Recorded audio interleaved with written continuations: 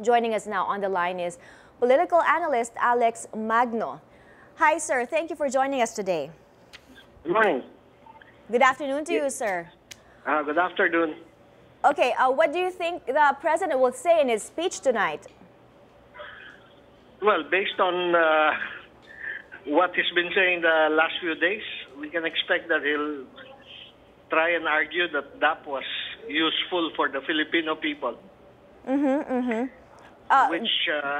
Which of course sidetracks the main issue, which is the procedure.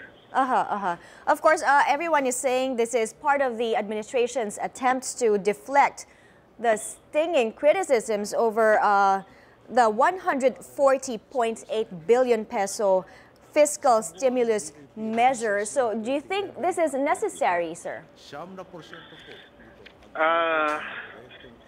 Well, Malacanang is scrambling to contain public reaction to this.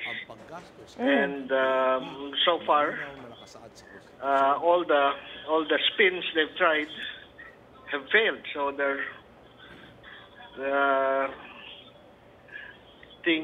they're probably considering that a nationwide address by the president might help diffuse public criticism of the DAP. Yeah. The president's spokespersons already said that they're not in a panic mode, but what do you think, sir?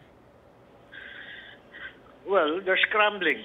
Maybe they won't admit to panic, but they're scrambling because a major expenditure program has been declared unconstitutional, and there should be consequences to that, and they're trying to avoid those consequences. Do you think the president will still talk about his decision to keep Budget Secretary Butch Abad?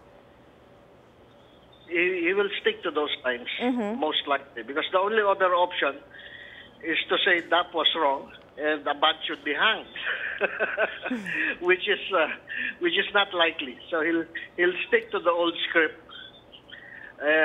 probably blame the opposition for capitalizing on this, whatever. Okay. But there's really no suspense about what he wants to do. Okay, let's go to the contentious disbursement acceleration program, sir. If the government will file a motion for reconsideration before the Supreme Court, what do you think will be included in it? Do you think this could still be salvaged? No.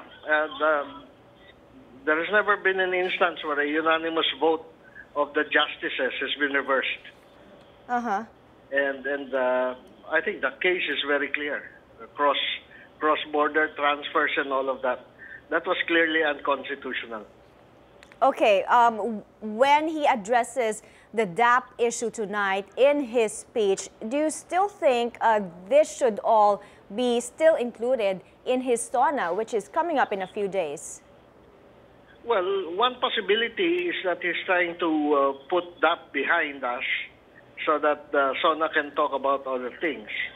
But that will depend on how strong the impact of his speech will be. I'm not very hopeful that the lines of arguments will be dramatically changed or that public opinion will dramatically change.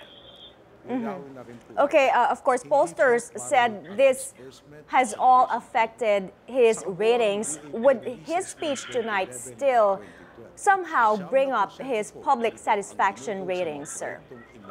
Very unlikely, unless, of course, he blames Abad and fires Abad. But no question that is not going to happen. Yeah. All right. Thank you for coming to the phone, sir. Political analyst. Thank you for calling. Alex Magno there.